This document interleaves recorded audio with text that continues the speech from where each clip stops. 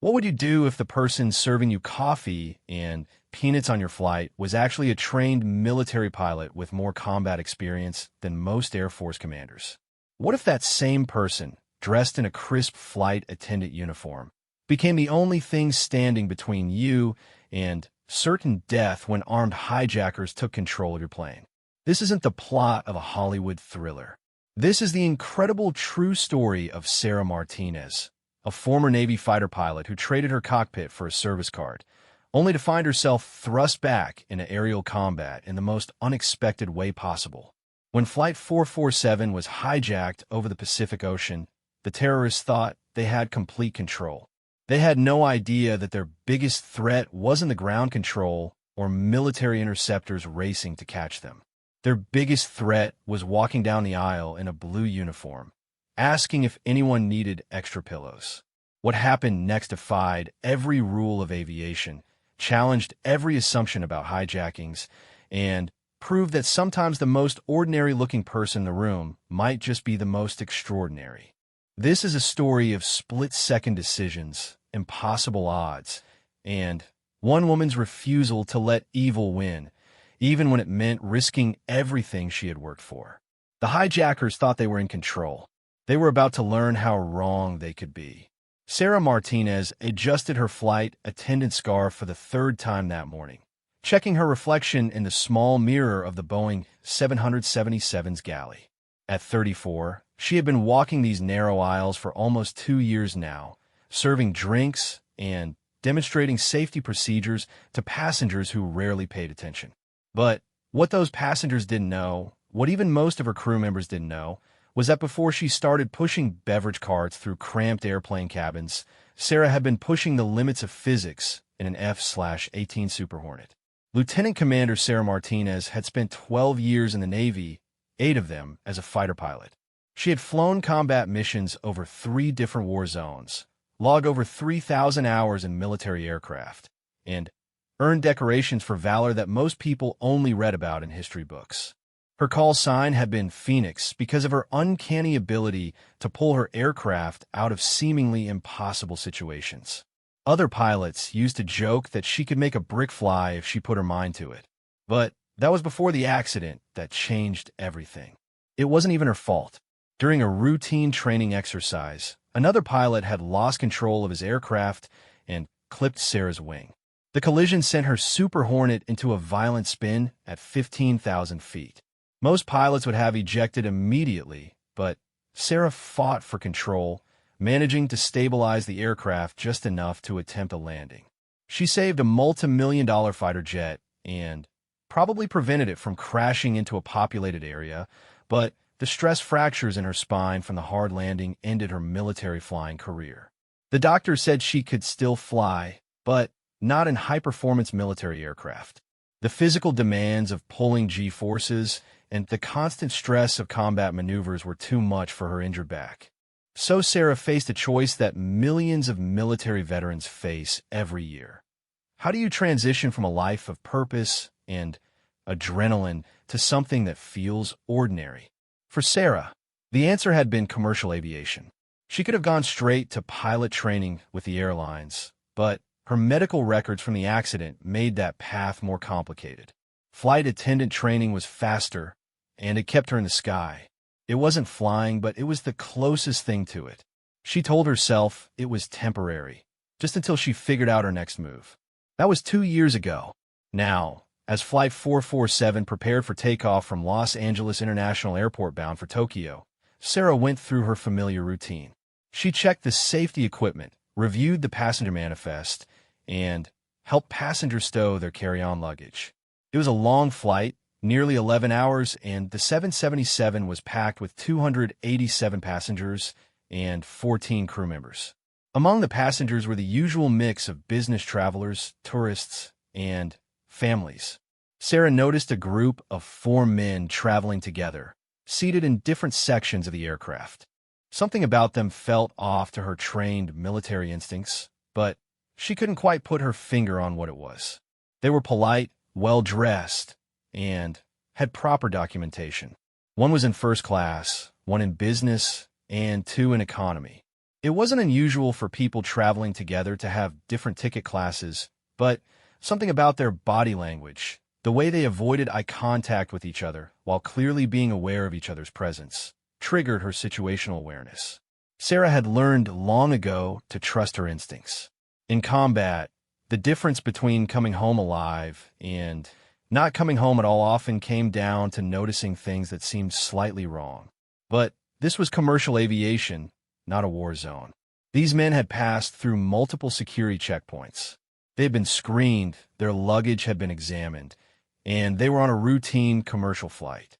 Still, she made mental notes of their seat numbers and decided to keep an eye on them during the flight. The takeoff from LAX was smooth, and within an hour, Flight 447 was cruising at 37,000 feet over the Pacific Ocean. Sarah and her fellow flight attendants began the meal service, working their way through the cabin with the efficiency that comes from years of practice. The four men she had noticed earlier seemed to be sleeping or reading, just like dozens of other passengers. It was during the meal service, about 3 hours into the flight, when Sarah's world changed forever. She was in the aft galley preparing coffee when she heard Lisa, one of the younger flight attendants, scream from the front of the aircraft. The sound cut through the steady hum of the engines like a knife. Sarah dropped the coffee pot and rushed forward, her military training instantly taking over.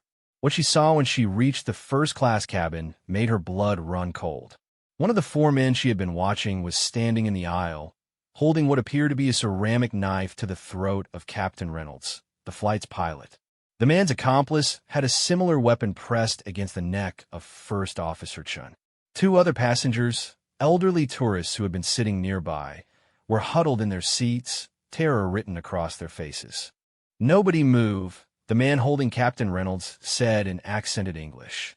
His voice was calm, controlled, but there was something in his eyes that Sarah recognized from her time in combat zones. This was a man who had done this before, or at least someone who had been trained for it. Sarah's mind raced through the possibilities. Ceramic weapons could pass through most metal detectors, which explained how they had gotten them on board. The positioning of the four men throughout the aircraft suggested coordination and planning. This wasn't a spur-of-the-moment crime of opportunity. This was a carefully orchestrated hijacking. "We are taking control of this aircraft," the man continued. "Anyone who interferes will be killed. Anyone who tries to be a hero will be killed. Do exactly as we say, and you will live to see your families again." The second hijacker, the one holding First Officer Chun, spoke into a small radio device. Within seconds, Sarah heard commotion from other parts of the aircraft as the other two accomplices revealed themselves. They had waited until the crew was spread throughout the cabin for meal service, making it impossible for the flight attendants to coordinate any kind of response.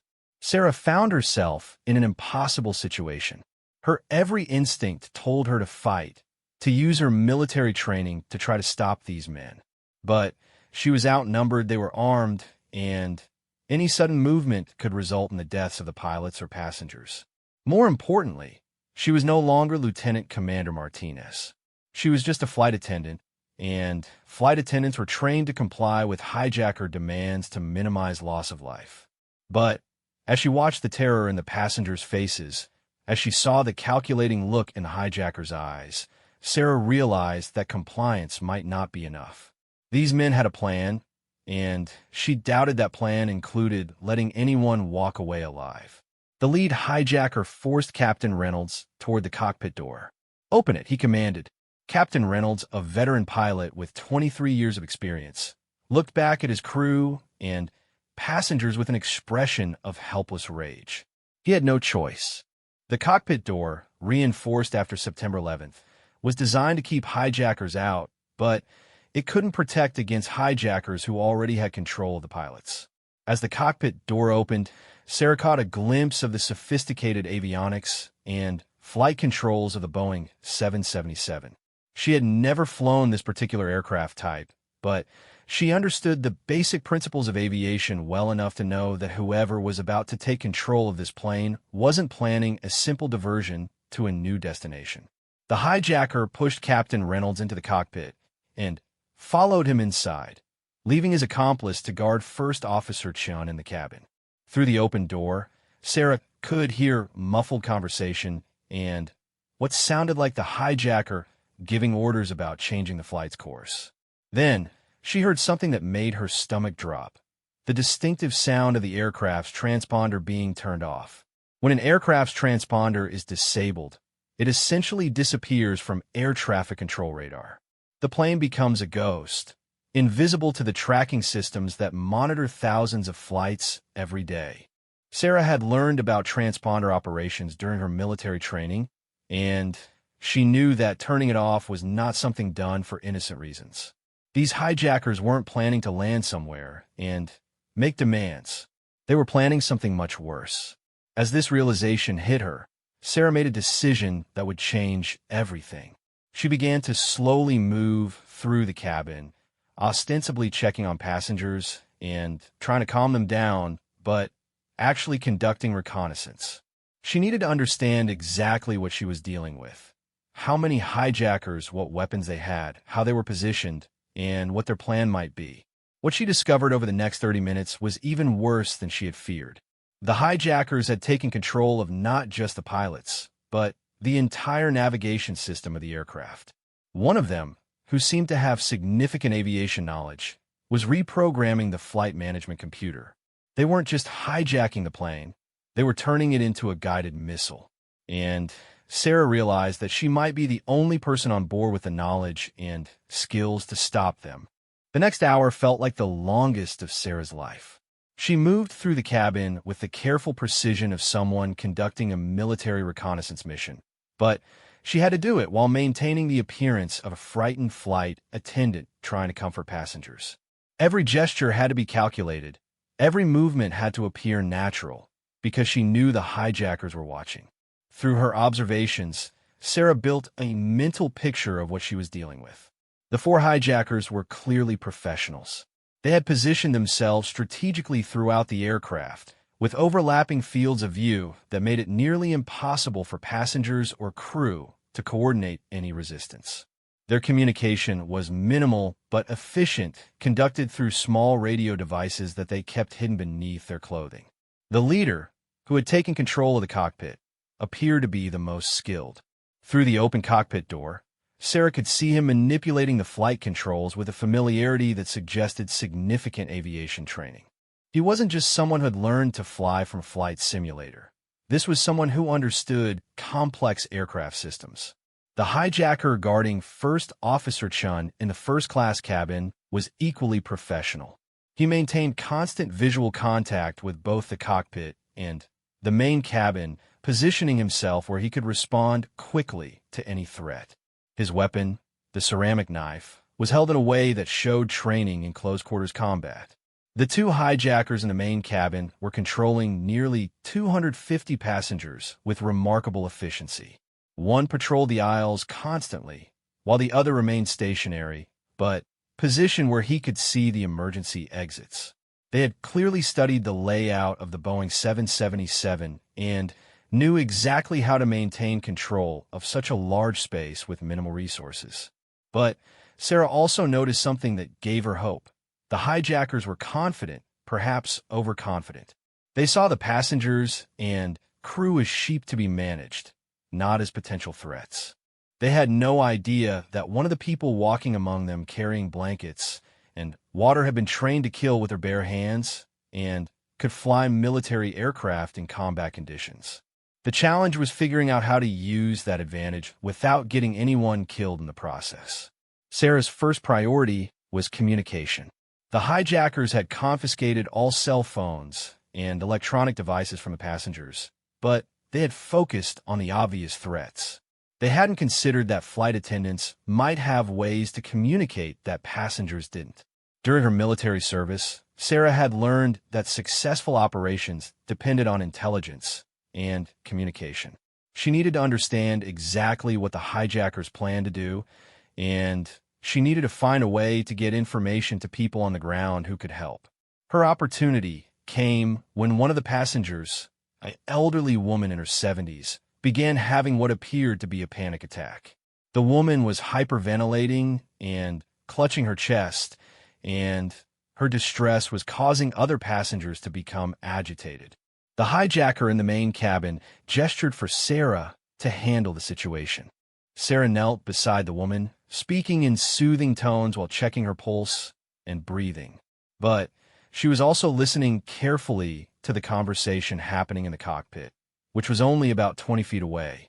The acoustics of the aircraft meant that voices carried, especially when people were speaking with the urgency that comes with stress. What she heard confirmed her worst fears. The hijackers were discussing coordinates and target locations.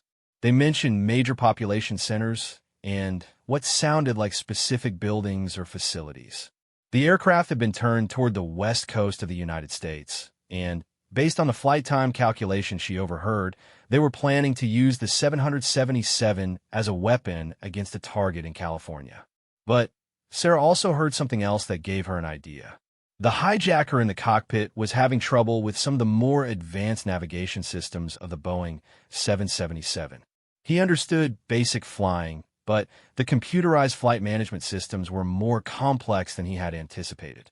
He was making mistakes, and those mistakes were causing the aircraft to deviate from his intended course. Sarah realized that the hijacker's aviation knowledge, while significant, had gaps. They could fly the plane, but they didn't fully understand all of its systems. And that might be something she could exploit. The woman having the panic attack was actually helpful in another way. Her distress gave Sarah a legitimate reason to move around the cabin, checking on other passengers and gathering supplies from various storage compartments. During these movements, she was able to conduct a more thorough assessment of the hijacker's weapons and positioning. She also discovered something potentially crucial. The aircraft's emergency satellite communication system, located in a panel near the aft galley, had not been disabled. The hijackers had turned off the transponder and the main radio systems, but they either didn't know about the emergency satellite phone or hadn't thought it was important enough to disable. The emergency sat phone was designed for use during genuine emergencies when normal communication systems were unavailable. It connected directly to an emergency response center and could not be monitored by the aircraft's normal communication systems. If Sarah could get access to it for just a few minutes, she might be able to get critical information to people on the ground. But accessing the sat phone would require getting the hijackers out of visual range of the aft galley, and that seemed impossible given their positioning and constant vigilance. Sarah's solution came from an unexpected source: the passengers themselves. She had noticed that several of the passengers were seasoned travelers who seemed to understand the severity of their situation.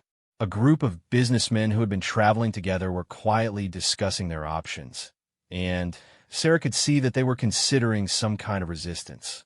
Their intentions were good, but Sarah knew that any uncoordinated action by untrained civilians would likely result in casualties and would definitely compromise her own plans. Instead, she approached the group with a message that only someone with military experience would deliver. She told them to wait for a signal, and when that signal came, they needed to create a specific type of distraction that would draw the hijacker's attention to the front of the aircraft. The businessmen looked at her with surprise. There was something in her tone, in the way she carried herself, and the precision of her instructions that told them she was not an ordinary flight attendant. One of them, a man in his 50s who later turned out to be a retired police officer, nodded his understanding and quietly passed the message to the others. Sarah then moved to other parts of the cabin, identifying passengers who seemed capable of helping and giving them specific limited instructions. She told a former military nurse to be ready to treat injuries. She instructed a group of college athletes to be prepared to physically restrain someone, but only on her command. She identified the passengers who seemed most likely to panic and made sure they were seated near people who could keep them calm. What Sarah was doing was building an improvised command structure among the passengers. She was turning a group of frightened civilians into something that resembled a military unit, with clear roles and responsibilities. But she knew that even with passenger cooperation, any plan to retake the aircraft would be extremely dangerous. The hijackers were armed, trained, and positioned in ways that made direct confrontation nearly impossible. More importantly, any fighting in a confined space of an aircraft cabin at 37,000 feet could easily result in damage to critical systems that would doom everyone on board. Sarah needed a different approach. During her time in the Navy, she had learned that the best military operations were often the ones that achieved their objectives without firing a shot. Superior tactics, better information, and psychological warfare could often defeat an enemy more effectively than superior firepower. As she continued to move through the cabin, Sarah began to formulate a plan that relied on deception, misdirection, and her unique knowledge of aircraft systems. It was a plan that would require perfect timing, incredible risk, and more luck than she wanted to rely on. But it was also a plan that might actually work. The key was the hijackers' incomplete knowledge of the Boeing 777 systems. They knew enough to control the aircraft, but not enough to anticipate every possible way that those systems could be used against them. Sarah's military training had taught her that complex machines always had vulnerabilities that could be exploited by someone who understood them better than their current operators. The Boeing 777 was certainly a complex machine, and Sarah was betting that she understood it better than the hijackers did. Her plan would require getting access to the aircraft's emergency communication system, manipulating several of the automated safety systems, and coordinating the actions of nearly 300 passengers and crew members. She would have to do all of this while maintaining the appearance of a cooperative hostage, and she would have to do it without the hijackers realizing what was happening until it was too late for them to stop her. As Sarah finalized her mental preparation, she realized that in a few minutes, she would either save everyone on Flight 447 or get them all killed in the attempt. There was no middle ground, and there would be no second chances. She looked around the cabin at the faces of the passengers, many of whom were now looking to her with expressions of hope they probably didn't even realize they were showing. These people were depending on her, and she was about to ask them to trust her with their lives based on nothing more than a few whispered instructions and the confidence in her voice. Sarah took a deep breath, said a silent prayer, and began to put her plan into action. Sarah's plan began with something as simple as spilled coffee. She had noticed that the hijacker patrolling the main cabin had a habit of checking his watch every few minutes. His timing was precise, suggesting he was following a specific schedule. Sarah timed his movements for 30 minutes, noting that he spent exactly 90 seconds in the forward section of the cabin before moving aft, then spent 2 minutes in the rear section before returning forward. During one of his forward passes, Sarah deliberately stumbled while carrying a tray of beverages, sending hot coffee and water cascading across the aisle near row 15. The spill was significant enough to require immediate cleanup, and, more importantly, it created a legitimate reason for Sarah and another flight attendant to work together in that area of the cabin. As Sarah knelt to clean up the spill, she whispered rapid instructions to Janet, the other flight attendant. Janet's eyes widened as she heard what Sarah was planning, but she nodded her understanding. Janet had been flying for 15 years and had been through hijacking training. She knew that sometimes survival required taking calculated risks. The spill cleanup also provided Sarah with an excuse to move toward the aft galley, where the emergency satellite phone was located. But she couldn't approach it directly. The hijacker's patrol pattern meant he would be in visual range of the galley in less than 60 seconds. This was where the retired police officer among the passengers became crucial. Sarah had given him a specific signal to watch for. When she touched her left earring twice, he was supposed to create a distraction in the forward cabin. The distraction had to be significant enough to draw the patrolling hijacker forward, but not so dramatic that it would cause the other hijackers to become suspicious or violent. As the hijacker began his return journey toward the rear of the aircraft, Sarah touched her left earring twice. The retired police officer, whose name was Detective Morrison, immediately began complaining loudly about feeling sick. He stumbled into the aisle, clutching his stomach and making retching sounds. Several passengers around him became concerned and began calling for help, creating exactly the kind of commotion that would require the hijacker's immediate attention. The hijacker rushed forward to deal with the situation, leaving the aft section of the aircraft temporarily unguarded. Sarah had perhaps 90 seconds before he would return or call for backup. She moved to the emergency satellite phone with practiced efficiency, her military training taking over. The device was more complex than a normal phone, but Sarah had used similar equipment during her Navy service. She powered it up, entered the emergency frequency code she remembered from her military communications training, and waited for a connection. The voice that answered was crisp and professional. Emergency Communication Center, this is Operator 77. This is Lieutenant Commander Sarah Martinez, Navy Service Number 4-4-7-2-9, Sarah said quickly, using her old military identification. I'm currently aboard hijacked aircraft, commercial flight 447, Los Angeles to Tokyo. For hijackers have control of aircraft and pilots. They have disabled transponder and are using aircraft as weapon against target in California. Current heading approximately 280 degrees, altitude 37,000 feet, estimated time to California coast approximately 4 hours. There was a pause on the other end of the line. Ma'am, can you confirm your current status on the aircraft? I'm currently working as flight attendant, but I am former Navy fighter pilot with 3,000 flight hours military aircraft. I have developed plan to retake aircraft, but need ground support and fighter intercept. Lieutenant Commander, this is extremely unusual. Can you provide verification of your identity? Sarah rattled off her service record, her commanding officers' names, and details about classified missions that would be impossible for a civilian to know. She could hear typing on the other end of the line as the operator verified her information against military databases. Confirmed, Lieutenant Commander Martinez. We show your record, including your medical discharge after training accident in 2019. What is your plan? Sarah quickly outlined her strategy. She needed fighter aircraft to intercept Flight 447, but not to engage or threaten it directly. Instead, the fighters needed to perform specific maneuvers that would create electromagnetic interference with the 777's navigation systems. This would force the hijackers to rely more heavily on manual flying, which would expose the gaps in their aviation knowledge. More importantly, Sarah needed the ground-based emergency response teams to be ready for an emergency landing at Travis Air Force Base in California.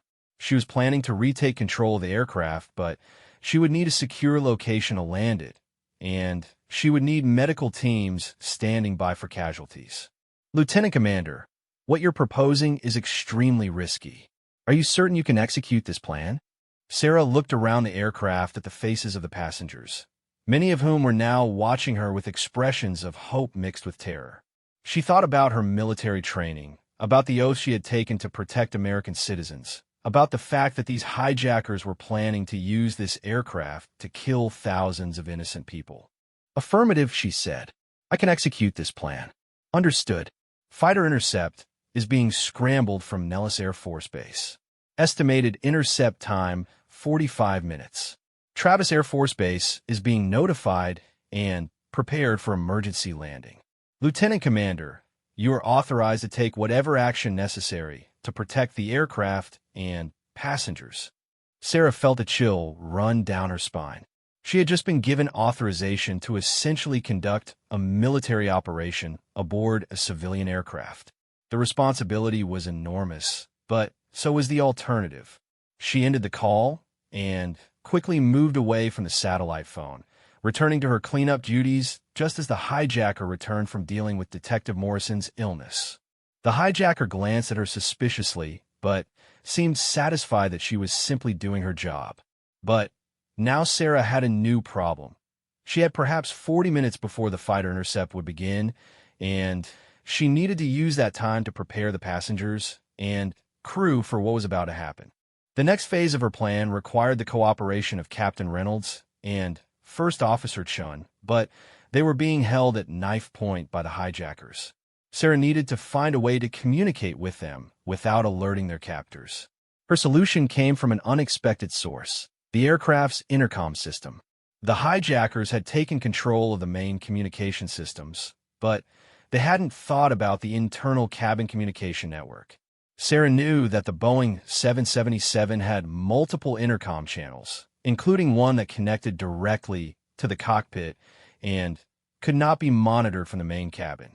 Using hand signals that she hoped Captain Reynolds would recognize, Sarah indicated that she needed him to access the secondary intercom channel.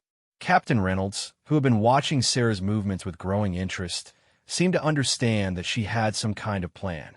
When the hijacker controlling him became momentarily distracted by radio chatter from his accomplices, Captain Reynolds quietly activated the secondary intercom and held the handset where Sarah could speak into it from her position in the cabin.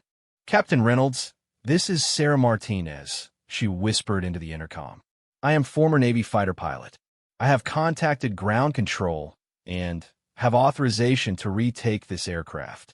I need you and First Officer Chun to be ready to assist when I give the signal." She quickly explained what was about to happen. Fighter aircraft would intercept them and create electromagnetic interference that would disrupt the navigation systems. When that happened, the hijacker controlling the aircraft would be forced to rely on manual flying, and that would be their opportunity. "Sarah, what you're describing is incredibly dangerous," Captain Reynolds whispered back. "If something goes wrong during the struggle for control, we could lose the aircraft entirely. Captain, if we don't act, these hijackers are going to fly us into a target in California.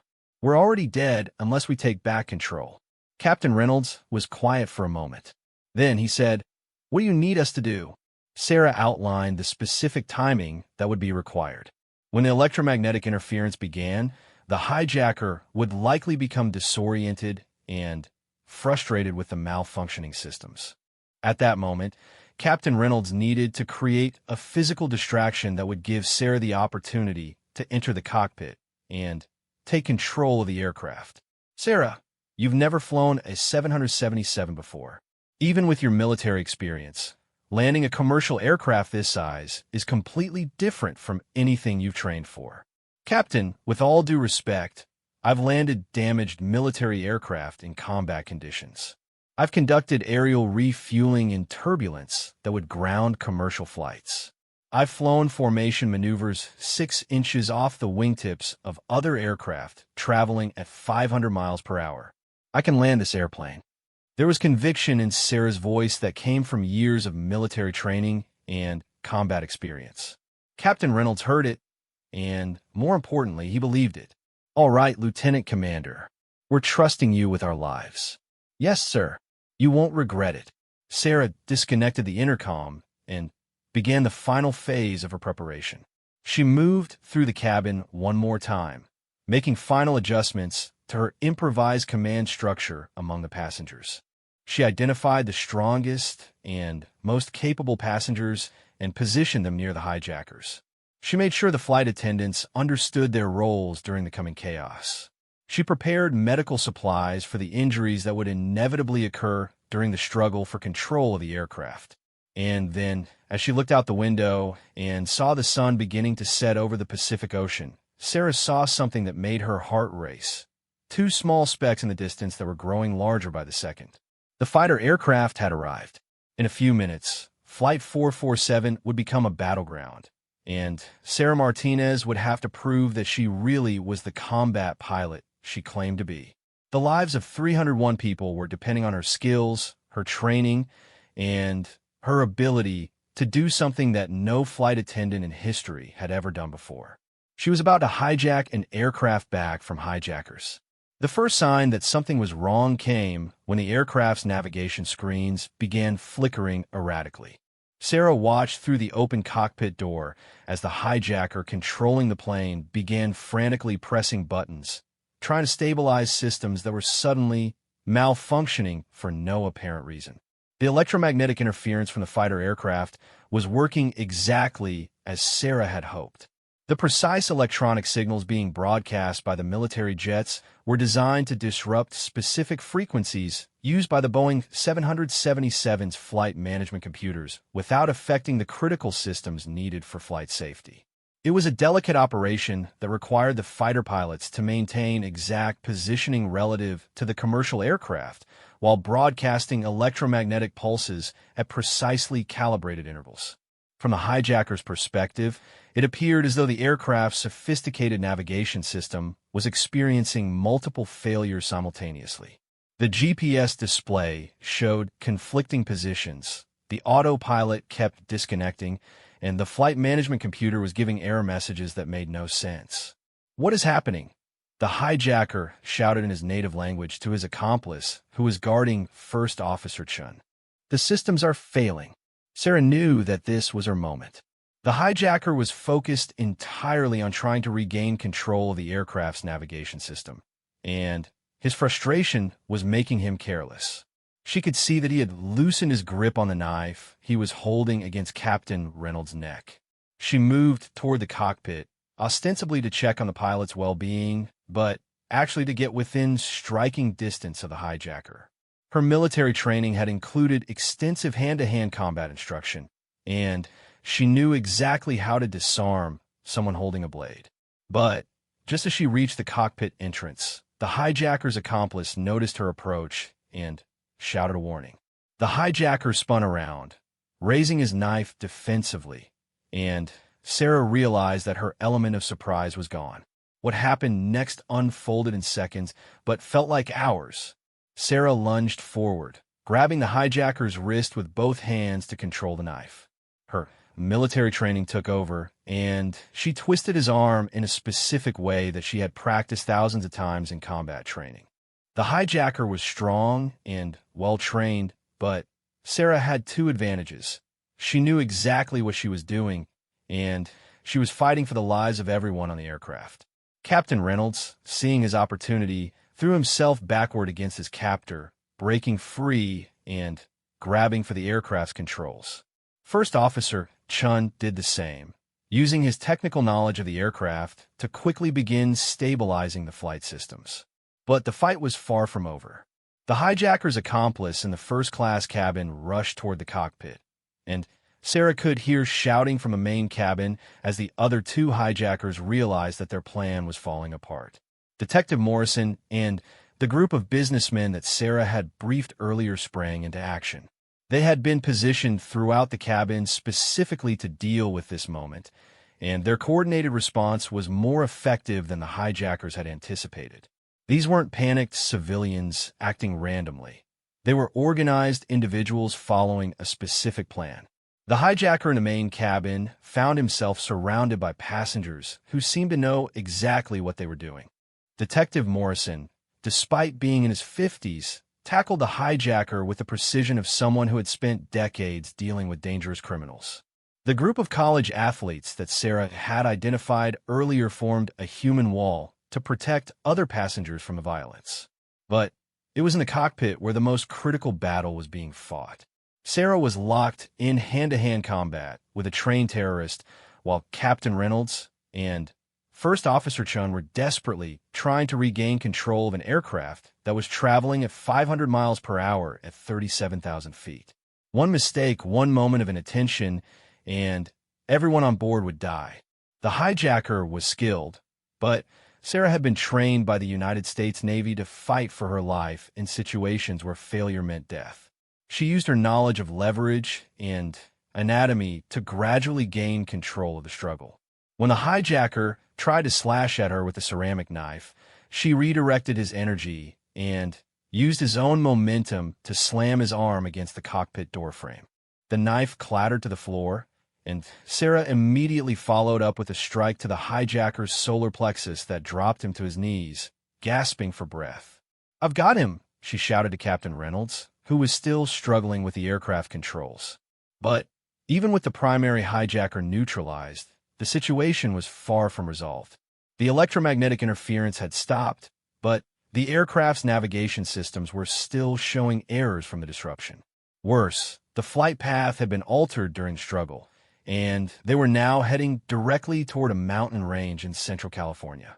"Sarah, I need you in the co-pilot seat," Captain Reynolds shouted. "Chun is unconscious, and I can't handle all these systems alone." First Officer Chun had been struck in the head during the struggle and was slumped over his controls, blood trickling from a gash on his forehead. The aircraft needed 2 pilots to navigate the complex approach to Travis Air Force Base, and Sarah was the only person on board with the necessary experience. Sarah had never flown a Boeing 777 before, but she had been trained on dozens of different aircraft types during her military career. The basic principles of flight were the same, whether you were flying a fighter jet or a commercial airliner. The difference was in the specific procedures and the sheer size of the aircraft. She slid into the co-pilot's seat and began rapidly familiarizing herself with the controls. The Boeing 777 was vastly different from the F/A-18 Super Hornet she was accustomed to, but the fundamental flight instruments were arranged in ways that made sense to any experienced pilot. "What's our status?" she asked Captain Reynolds as she quickly scanned the instrument panel.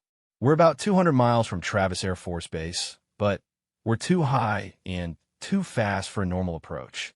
The hijackers had us programmed for a high-speed impact, not a landing. We need to lose altitude and reduce speed, but we have to do it carefully or we'll overstress the aircraft." Sarah looked at the navigation display and quickly calculated the mathematics of their approach. They were traveling at nearly 600 miles per hour at 37,000 feet. A normal commercial approach would be at about 180 miles per hour at a gradual descent angle. They had to somehow transition from a ballistic trajectory to a controlled landing in less than 30 minutes.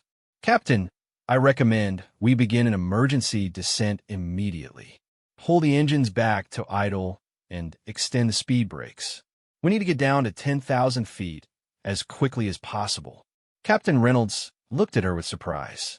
The maneuver she was suggesting was technically possible, but extremely dangerous. Rapid descents in commercial aircraft could cause structural damage or passenger injuries, and they were still dealing with hijackers in the cabin.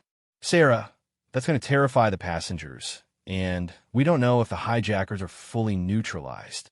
Captain, if we don't start losing altitude right now, we're going to overshoot Travis Air Force Base, and we'll be flying over populated areas with insufficient fuel to reach another suitable airport. The passengers will be a lot more terrified if we crash into downtown Sacramento." Captain Reynolds realized she was right.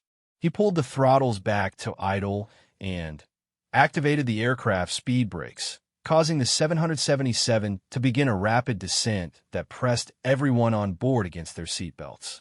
In the cabin, passengers began screaming as the aircraft pitched forward into what felt like a control dive. But Sarah had anticipated this reaction and had briefed the flight attendants on what to expect. They moved through the cabin quickly, explaining that the maneuver was intentional and that everyone needed to remain in their seats with their seatbelts fastened. The hijackers, who were still conscious and not restrained by passengers, realized that their mission had failed completely. The aircraft was no longer under their control, and they were heading toward a military base where they would certainly be captured or killed. In a final act of desperation, one of them attempted to detonate what appeared to be an explosive device. But Sarah had anticipated this possibility as well. During her reconnaissance of the hijackers, she had noticed small electronic devices that could have been detonators. She had quietly disabled several of them during her movements through the cabin by removing their batteries when she had opportunities to get close to the hijackers' belongings. The device failed to detonate, but the hijackers' attempt created panic among the passengers, who realized how close they had come to being killed, not just by the hijacking, but by an explosion at 35,000 feet. "Travis Tower, this is Flight 447 declaring emergency," Captain Reynolds broadcast on the radio. "We have retaken control from hijackers and are requesting immediate priority landing. We have injured passengers and crew, and we may have structural damage from the struggle. Flight 447, Travis Tower. We have emergency crews standing by. Runway 21 left is clear and ready for your approach." What is your current position and status? Sarah looked at the navigation display and calculated their approach angle. Travis Tower, we're 60 miles southeast of the field at 15,000 feet descending. We will be making a straight-in approach to runway 21 left. Be advised that our co-pilot is incapacitated and we have a substitute pilot who is former military but not type-rated on this aircraft. There was a pause from the control tower. Flight 447. Did you say substitute pilot? Affirmative, Travis. Former Navy fighter pilot with 3,000 hours military experience, now performing co-pilot duties due to crew incapacitation. Another pause. Flight 447. We have been briefed on your situation. You're cleared for emergency approach to runway 21 left. Emergency vehicles are in position. As they continued their descent, Sarah realized that the most dangerous part of their ordeal was still ahead of them. Landing a Boeing 777 was one of the most complex tasks in aviation, even under normal circumstances. She was attempting to do it as a substitute co-pilot on an aircraft type she had never flown before, following a violent struggle with hijackers, with injured crew members and panicked passengers. But as Travis Air Force Base appeared in the distance, Sarah felt a familiar calm settle over her. It was the same feeling she had experienced during combat missions in her Navy days. A combination of intense focus, complete confidence in her abilities, and absolute determination to accomplish the mission. She was no longer a flight attendant. She was Lieutenant Commander Sarah Martinez, and she was bringing her aircraft and her passengers home safely. The approach to Travis Air Force Base was unlike anything Sarah had experienced in her military career. She had landed damaged fighters on aircraft carriers in rough seas, but this was a 400,000-pound commercial airliner carrying 301 souls, descending toward a runway at nearly twice the normal approach speed with systems that had been compromised by both the hijackers and the electromagnetic interference. Flaps 15, Captain Reynolds called out, beginning the landing checklist.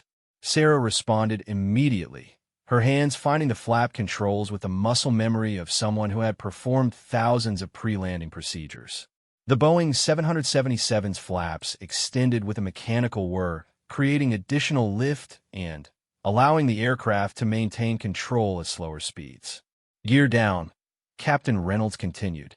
Sarah located the landing gear lever and moved it to the down position. They felt a slight rumble as the massive landing gear extended beneath them, followed by 3 solid clunks as each wheel truck locked into position. Travis Tower, Flight 447 is on final approach. Gear down, flaps 15, Captain Reynolds radioed. Flight 447, you're cleared to land runway 21 left. Wind 240 at 8 knots. Emergency vehicles are in position.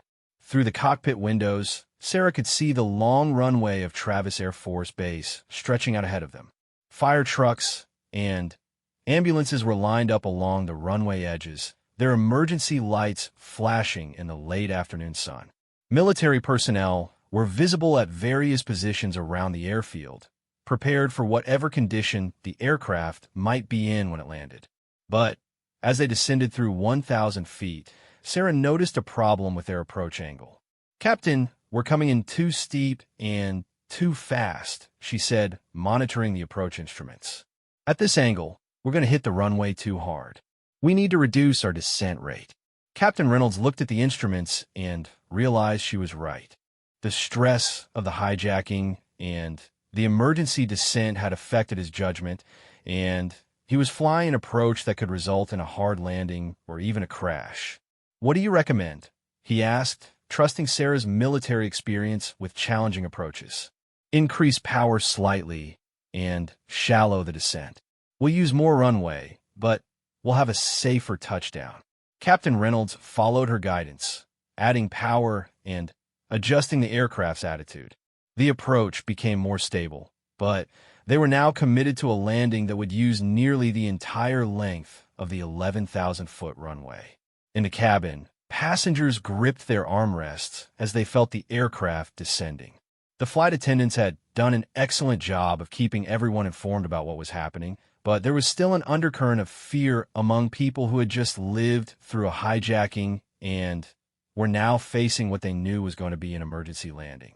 Detective Morrison, who had successfully subdued one of the hijackers, was now helping to keep the other passengers calm. His law enforcement experience had taught him how to project confidence in crisis situations, and his presence was reassuring to those around him. The businessmen who had helped during the struggle were tending to the injured hijackers, not out of sympathy, but because it was the right thing to do. Despite what these men had attempted, they were still human beings who needed medical attention. Janet and the other flight attendants were preparing the cabin for landing, checking that all passengers were in their seats with seatbelts fastened, and making sure that loose objects were secured. They were also preparing for the possibility that the landing might not go smoothly, positioning themselves to assist with an evacuation if necessary. First Officer Chun had regained consciousness, but was still groggy from his head injury. A passenger who turned out to be an off-duty nurse was monitoring his condition and had determined that while he had a concussion, he was in no immediate danger. 500 feet, Sarah called out, reading the altitude from the instruments. The runway was rushing up toward them now, and Sarah could see individual vehicles and personnel on the ground. The approach felt stable, but she knew that the next 30 seconds would determine whether Flight 447 became a successful rescue story or a tragic accident. 300 feet. Captain Reynolds was flying the aircraft with the steady hands of a pilot who had landed thousands of times before, but Sarah could see the tension in his shoulders. This was not a routine landing, and even experienced pilots could make mistakes under pressure. 200 feet. Looking good, Captain. 100 feet. The runway filled their view now, and Sarah could see the precision approach path indicator lights showing that they were slightly high, but within acceptable parameters. 50 feet. Captain Reynolds began the landing flare, pulling back on the controls to raise the aircraft's nose and reduce the descent rate for touchdown. 30 feet. 20 feet. 10 feet. The main landing gear touched down with a solid thump that was felt throughout the aircraft. It wasn't the smoothest landing Sarah had ever experienced, but it was controlled and safe. Captain Reynolds immediately deployed the thrust reversers and applied the brakes, and the big Boeing began to slow down on the long runway. Flight 447 is down safely.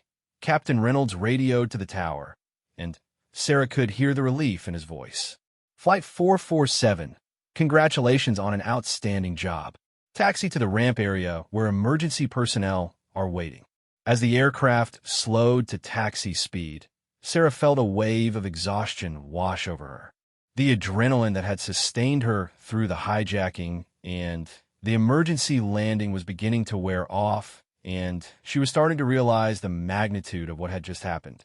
She had helped save the lives of 301 people, prevented what would have been a devastating terrorist attack, and successfully landed an aircraft she had never flown before under conditions that would have challenged even the most experienced pilots. But more than that, she had proven to herself that her military training and experience still mattered, even in her new civilian career. She had found a way to use her skills to make a difference, just as she had during her years in the Navy. The aircraft came to a stop at the ramp, and immediately emergency vehicles surrounded it. Medical personnel boarded through the main doors to treat the injured, while FBI agents and military security personnel took the hijackers into custody. Captain Reynolds turned to Sarah and extended his hand. Lieutenant Commander Martinez, I don't know how to thank you. You saved this aircraft and everyone on it. Just doing my job, Captain, Sarah replied, but there was a smile on her face that hadn't been there in 2 years. As the passengers began to disembark, many of them stopped to thank Sarah personally. They had figured out during the crisis that she was more than just a flight attendant, and they wanted to express their gratitude to the woman who had risked her life to save theirs. Detective Morrison was among the last to leave. Sarah, I've been in law enforcement for 30 years, and I've never seen anything like what you did today. You turned a group of terrified passengers into a coordinated team. You outfought trained terrorists, and you helped land an airplane you'd never flown before. That's not the kind of thing they teach in flight attendant school. Sarah laughed, and it felt good to laugh again. No, it's not. But it is the kind of thing they teach in the Navy. Later, as Sarah sat in a military debriefing room at Travis Air Force Base, she reflected on the events of the day. FBI agents had interviewed her extensively about the hijacking, military investigators had questioned her about her actions during the crisis, and medical personnel had checked her for injuries. But what struck her most was a conversation she had with Colonel Williams, the base commander at Travis. Lieutenant Commander Martinez, Colonel Williams had said, "I've reviewed your military record and your actions today. Have you ever considered returning to active duty?" Sarah had been surprised by the question. "Sir, my medical discharge prevents me from flying military aircraft. Not necessarily as a pilot," the colonel had replied. "The military needs people with your kind of thinking, your leadership abilities, and your crisis management skills. There are positions in military aviation that don't require you to pull G-forces but still make full use of your experience and training." Sarah had promised to consider the offer, but she already knew what her answer would be. For 2 years, she had felt like she was living someone else's life, playing a role that didn't fit who she really was. Today had reminded her of who she was and what she was capable of. She was Lieutenant Commander Sarah Martinez, a combat veteran, a leader, and someone who could make a difference in life or death situations. 3 months later, Sarah was back in uniform, working as a military aviation safety investigator and crisis response coordinator. Her job involved analyzing aircraft accidents, developing emergency procedures, and training other military personnel in crisis management. She never flew fighters again, but she found that she didn't need to. Her new role allowed her to use all of her experience and training to help prevent the kinds of situations that had occurred on Flight 447. Flight 447 became a case study in aviation security, emergency response, and the importance of having trained professionals in unexpected places. The hijacking plot had been part of a larger terrorist network that was disrupted as a result of the intelligence gathered during and after the incident. The 4 hijackers were convicted of terrorism charges and received life sentences. The investigation revealed that they had been planning similar attacks on other aircraft, and Sarah's actions had not only saved the 301 people on Flight 447, but had also prevented future attacks that could have killed thousands. Captain Reynolds received recognition for his professionalism under extreme pressure. First Officer Chun recovered fully from his head injury and returned to flying. Detective Morrison was commended by the FBI for his assistance during the crisis. But it was Sarah who received the most attention. She was awarded the Distinguished Flying Cross, one of the highest military honors for heroism in aviation, making her one of the few people ever to receive the award for actions taken while not on active military duty. During the award ceremony, Sarah was asked by a reporter how she had been able to remain calm and effective during such a terrifying situation. Her answer was simple: "I was trained for this. The United States military taught me that when people are depending on you, you do whatever it takes to bring them home safely. That training doesn't end when you take off the uniform. It becomes part of who you are."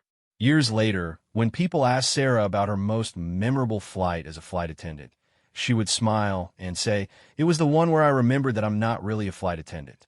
I'm a pilot who happened to be serving coffee when my country needed me to fly."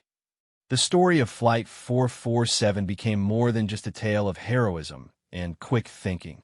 It became a reminder that extraordinary people often look completely ordinary, and that the skills and dedication learned in military service can make a difference in the most unexpected circumstances. Sarah Martinez had hijacked an aircraft back from hijackers, saved 301 lives, and in the process had found her way back to herself. She had learned that sometimes the most important missions come when you least expect them, and sometimes the uniform that matters most is the one you carry in your heart, not the one you wear on your back.